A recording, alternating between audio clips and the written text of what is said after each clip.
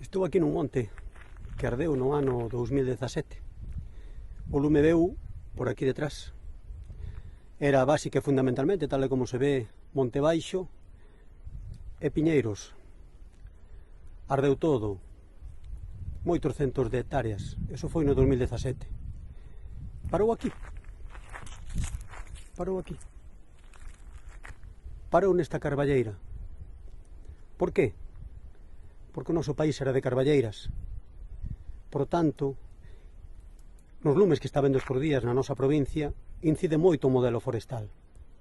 Levamos máis de 15 anos perdidos, tanto nun dispositivo axeitado para que poda darse cos lumes e conseguir apagalos, cousa que non están facendo estes días, por desgracia, máis alá do esforzo que están facendo os servicios de extinción de incendios, pero sobre todo por un cambio de modelo nas políticas forestais, cando estaba o señor Feixóo e agora que está o señor Rueda.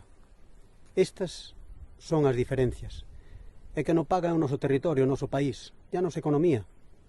Aí temos nestes momentos os nosos labregos e labregas loitando mao a mao contra o lume, cas súas cisternas, con todo o que poden, para evitar que lle quiten o seu, que lle quiten a súa vida.